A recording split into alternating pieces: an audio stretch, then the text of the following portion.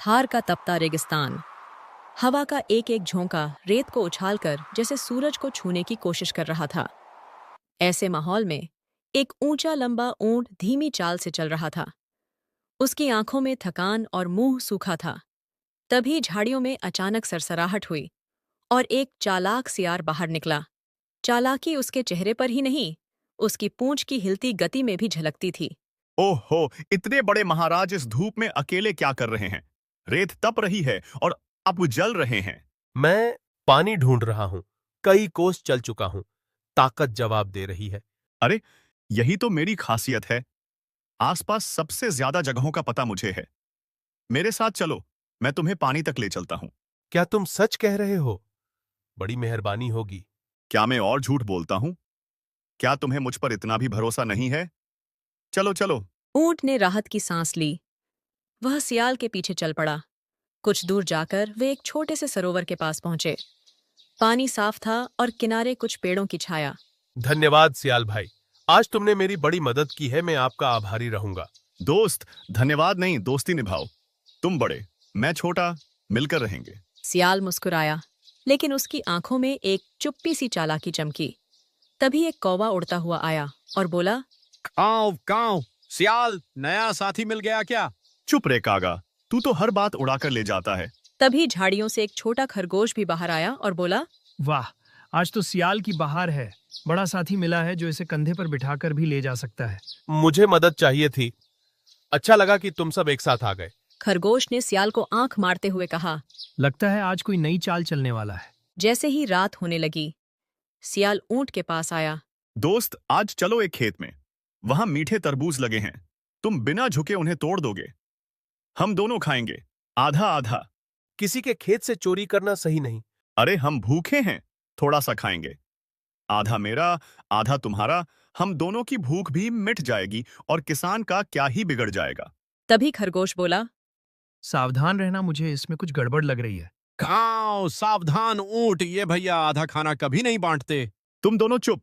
चल ऊंट, तेरे और मेरे पेट की बात है। भोला ऊंट मान गया। खेत पहुंचकर ऊंट ने तरबूज तोड़कर नीचे गिराने शुरू किए और सियाल मस्त होकर खाता रहा। ऊंट ने पूछा, कितना खाया? मेरा हिस्सा कहाँ है?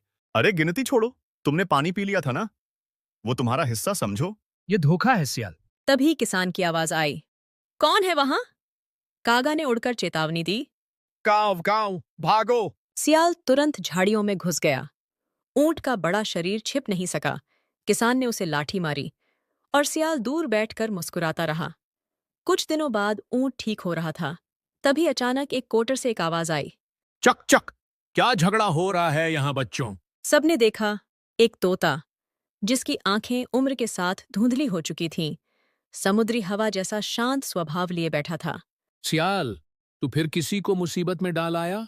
अरे तोते, तुम तो हमेशा उलाहना देते रहते हो। काव, सच बोल रहा हूँ तोते जी। सियाल ने ऊंट को धोखा दिया। शायद मैंने विश्वास ज्यादा कर लिया। विश्वास रेत जैसा है ऊंट बालक। गलत साथी मिल जाए तो हाथ से फिसल जाता है। सियाल ने हंसी उड़ाते हुए, बूढ़े हो गए हो और तुम खुद को विद्वान समझते हो। तोते ने आंखें बंद कर लीं पर कुछ न कहा। अगले दिन सियाल फिर आया। दोस्त, ऊंट एक जगह है, नदी। वहां पानी भी है, फल भी। चलो वहां चलते हैं। खाओ, मुझे शक है इस पर। ऊंट भैया, इस बार सोच कर जाना। लेकिन उस खेत के बाद सियाल मेरे पास ही तो रुका। शायद बदल रहा हो। बदलना कठिन नहीं सियाल, पर आदतें पुरानी हो जाएं तो निभाना मुश्किल होता है। फिर भी ऊंट चल पड़ा। नदी तक पहुंचकर सबने पानी पिया, फल खाए। हवा ठंडी थी। सियाल अकेले जाकर सबसे ज्यादा फल खा आया। कागा ने देखा और बोला, काव, ये पूरे फल खा गया है। ऊंट भैया, मैंने पहले ही बताया था हिस्सा बांटना नहीं आता। मैं मेहनत करके फल लाया हूं, तुम लोग बोलते बहुत हो। तभी चालाक सियाल के मन में एक युक्ति आई। चलो ऊंट, नदी के उस पार चलें। वहां गांव है, ढेर सारा खाना मिलेगा। पर मैं तैर नहीं सकता। इसीलिए तो मैं कह रहा हूं, मैं तुम्हारी पीठ पर बैठ जाऊंगा। पानी उथला है। सियाल की बातें धुएं जैसी हैं, साफ नहीं दिखती पर आंखें जला देती हैं। बूढ़े तोते, तुम्हें डर लगता है, वो मेरी गलती नहीं। ऊंट चल पड़ा। पानी गहरा निकला। ऊंट लड़खड़ाया। सियाल उसकी पीठ पर चढ़ चुका था। कागा और खरगोश किनारे से चिल्लाए। सावधान। ऊंट भाई वापस आओ। नदी के बीच पहुंचकर सियाल बोला। ऊँट, क्या मैं एक गीत गाऊं? अभी यहाँ? पागल हो क्या? अगर तुम गाओगे तो मैं डगमगा जाऊंगा। मैं क्या करूं? फल खाकर मेरा मन खुश हो गया है। और वह जोर जोर से किकियाने लगा। गांव वाले जाग गए, शोर बढ़ गया। सियाल चुप, लोग पकड़ लेंगे। मेरी आदत है गाने की, जैसे तुम्हारी आदत है सहने की। किनारे पहुंचकर सियाल झाड़ियों में छिप गया और ऊंट को फिर लोगों ने दौड़ाया। अगली सुबह सब मित्र ऊंट के पास पहुंचे। तुम ठीक हो? थोड़ी चोट है, पर मैं ठीक हूँ। सियाल की चालों से दूर रहो बालक। तभी सियाल ऐंठता हुआ आया। अरे मेरे प्यारे साथी, आज वापस चलते हैं, यहाँ खतरा है। कांव, और खतरा कौन है, तुम या गांव वाले? तुम सबको बस मेरी बुराई करनी है। हम तो सच बता रहे हैं। ऊंट इस बार चुप रहा। सियाल फिर ऊंट की पीठ पर बैठ गया। सभी मित्र किनारे ही रह गए। नदी के बीच पहुंचकर ऊंट अचानक रुक गया। अरे क्या हुआ? जल्दी चलो। कल तुमने कहा था फल खाकर मेरा मन खुश होता है, इसलिए मैं गाता हूं। याद है? तो आज मैंने भी पानी पिया और पानी पीकर मेरा मन भी खुश होता है, इसलिए अब मेरी बारी है गौर करने की। सियाल की आंखें फैल गईं।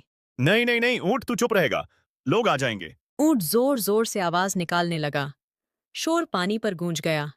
ऊंट ने अपना शरीर हिलाया। शियाल फिसलकर नदी में गिर पड़ा।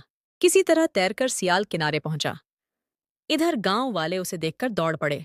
कांव, अब समझ आएगा। भागो सियाल भागो। सियाल जान बचाकर जंगल की ओर भागा। ऊंट धीरे धीरे नदी की दूसरी तरफ पहुंच गया। आज तूने बुरा नहीं किया। तूने सिर्फ सियाल को उसके कर्मों का फल दिया। मैंने उसे चोट नहीं पहुंचाई, सिर्फ समझाया। सियाल झाड़ियों से थका हुआ निकला। उसकी आंखों में पछतावा था। ऊँट, मैं गया नहीं हूं, पर आज समझ आया कि चालाकी और दोस्ती साथ नहीं चल सकती। दोस्ती वही जो मुश्किल में साथ दे। तुम 3 बार मुझे मुसीबत में छोड़कर भागे। गलती वही होती है जो दोहराई जाती है। अब फैसला तुम्हारा है। सियाल, तुम बदलोगे या राह अलग करोगे? मैं कोशिश करूंगा। ऊंट ने धीरे धीरे सिर हिलाया और आगे बढ़ गया। बाकी सब उसके पीछे चल पड़े। सियाल अकेला बैठा रहा, पर आज पहली बार उसने अपनी चालाकी पर शर्म महसूस की।